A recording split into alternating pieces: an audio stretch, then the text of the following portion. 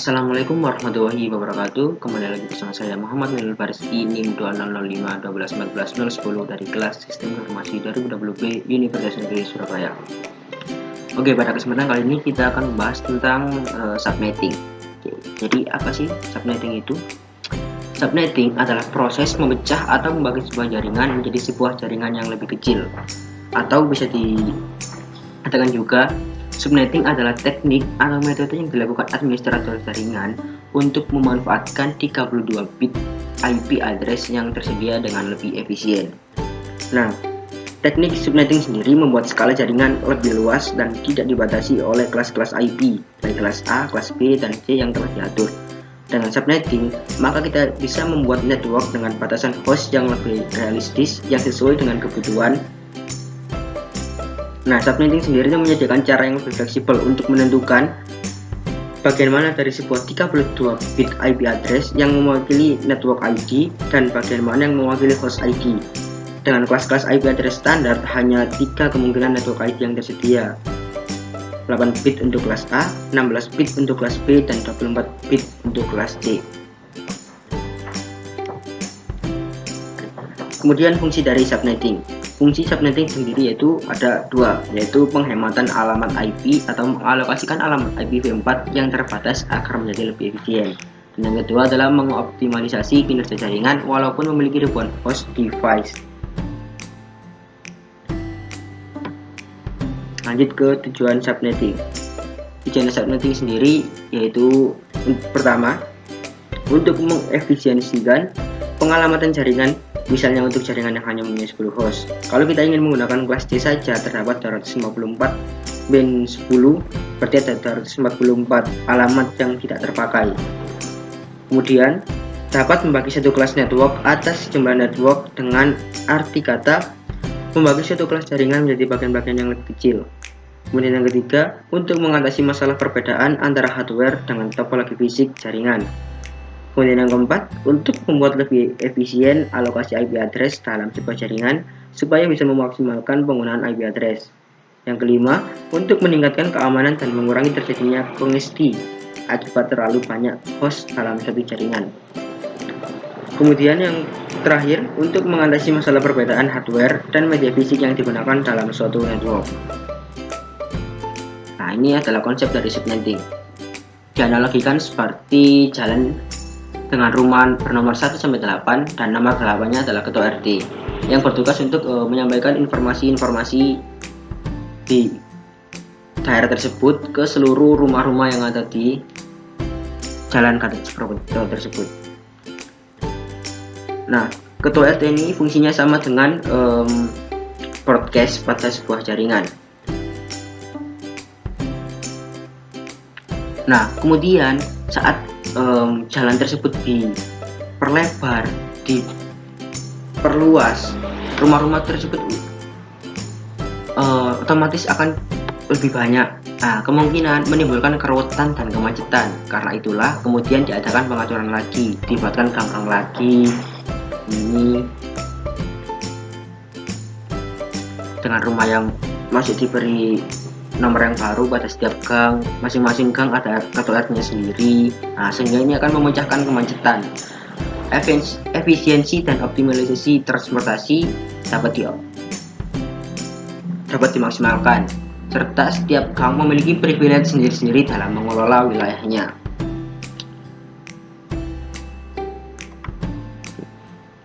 Nah, ini adalah sebuah tabel subnetting dari kelas C. Yang pertama ada subnet mask. Nah, subnet mask sendiri itu adalah hal yang digunakan untuk membaca bagaimana kita membagi jalan dan gang atau membagi network dan hostnya. Address mana saja yang berfungsi sebagai subnet dan mana yang sebagai host dan mana yang sebagai broadcast. Di subnet mask 255.255.255.0 atau dengan subnet CIDR/24. Total IP yang bisa digunakan yaitu ada 256, tapi yang dapat digunakan hanya 254. Nah, ini karena satu untuk network ID dan satu lagi untuk broadcast. Nah, network ID sendiri itu ada di paling awal. Misalnya di IP /24 ini dengan IP 192.168.0.0. Nah, itu sebagai net ID. Kemudian hostnya dari 192.168.0.1 sampai 192.168.0.254 dan broadcastnya 192.168.0.255. Hal ini semua berlaku pada /s ini tergantung dari total IP dan usable IP-nya. Kita dapat melihat network sama broadcast-nya dari usable IP-nya. Nah, ini adalah graph tabelnya. Jadi seperti yang saya katakan tadi, di /24 yaitu dari rentang 0 sampai 155 dengan total 156 IP, tapi yang bisa digunakan hanya 254 karena 0 ini untuk net ID dan 255 ini untuk broadcast. Nah, di /25 terbagi menjadi dua, yaitu 0 sampai 127 dan 128 sampai 195. 0 dan 128 ini digunakan untuk network ID. Nah, sedangkan 127 dan 255 ini digunakan untuk broadcast. Ini digunakan adalah ini seperti gang-gang tadi, ini dalam satu gang, ini juga satu gang lagi. Jadi ini tidak dalam satu jaringan, juga dibagi. Oke, karena teorinya sudah cukup dijelaskan, kita akan mencoba praktikum dengan software Cisco Packet Tracer. Oke, kita sudah ada di Cisco Packet Tracer. Nah, di sini sudah saya gambarkan topologinya. Jadi kita menggunakan subnetting di /26.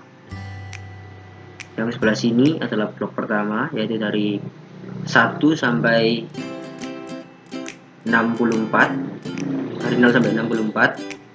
Kemudian yang di sini adalah blok kedua, yaitu dari 65 sampai 167. Kita menggunakan IP 192.168.0.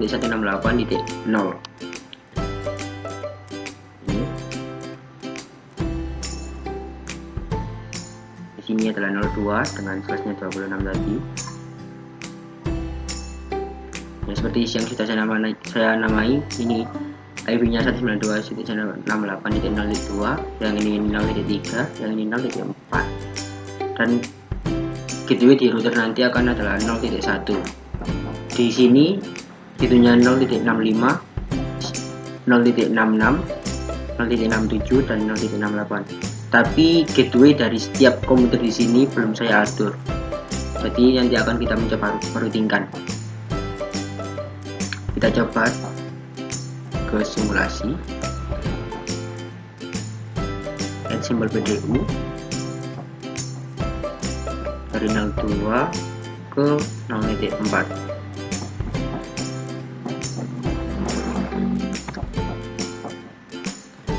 Play. Kirimkan ke switch melalui switch karena semuanya lewat switch. Kemudian dikirimkan ke router karena masih sama IP-nya. Di router dan di 03 disilang karena bukan itu tujuannya. Tujuannya adalah ke 0.4. Setelah 0.4 menerima, maka akan mengirim balasan.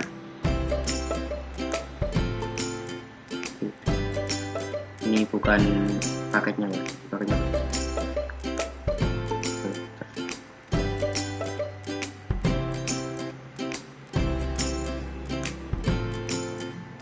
Kita pakai huruf kunci ampere.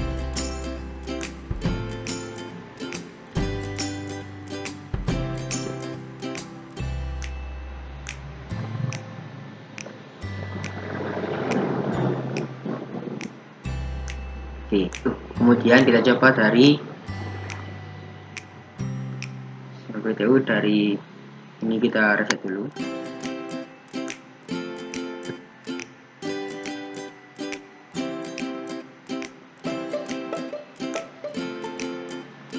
Kita coba dari versi 0.3 ke PC 0.66. Langsung silang karena tidak ada jalur untuk ke sana, karena kita belum merutingkan dan ini bukan satu jaringan meskipun sama-sama network 192.168.0, tapi masih belum dirutingkan karena ini beda subnetting. Kecuali kalau kita pakai subnetting /24, maka tadi masih akan saling berkomunikasi. Sedangkan kita memakai /26, jadi ini bukanlah satu jaringan, melainkan jaringan yang berbeda. Kemudian kita coba merutingkan dulu. Filit ya, kita coba merutingkan. Sini kita pakai ke RIP 192.168.0.0. Nah, kalau dirutingkan maka di sini tuh harus ada gateway-nya agar bisa tahu lewat mana nanti kalau kirim ke sana. Karena di sini di router ini akan menjadi gateway 0.1 dan 0.65 ini.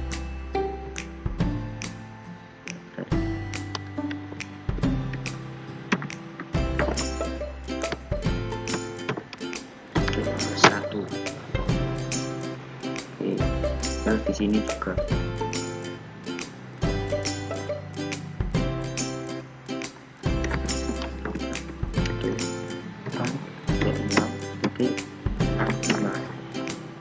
gateway diperlukan untuk disetting manual karena kita menggunakan IP static. Kalau kita menggunakan DHCP tadi, maka akan langsung otomatis dapat dari DHCP servernya. 02 dan 066 sudah saya beri gateway dan sudah ada routingnya di sini. Kita coba.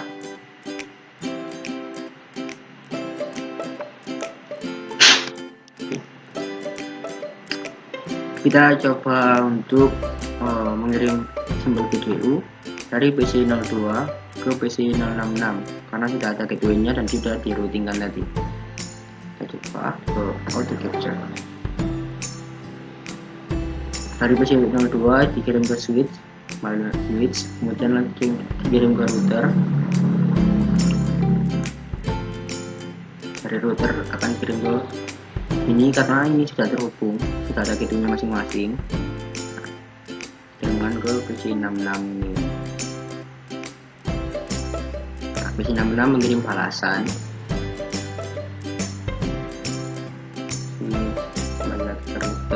Terus ke switch lagi dan dikembalikan ke PC 02.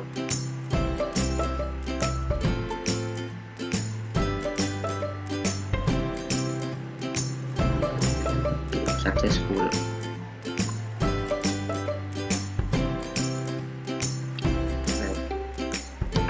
Kalau kita mengirim dari PC 02 ke PC 067,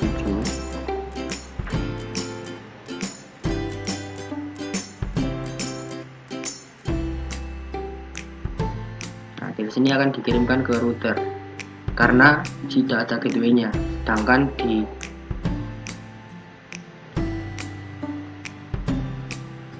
di router karena 0.67 ini tidak terhubung ke gateway, maka di sini tidak dikenali, maka di sini akan ditolak, di failed.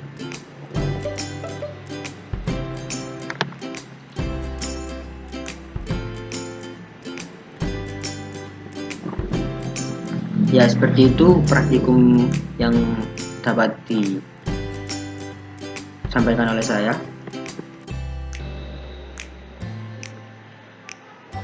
Sekian yang dapat saya share pada kesempatan kali ini, semoga dapat bermanfaat.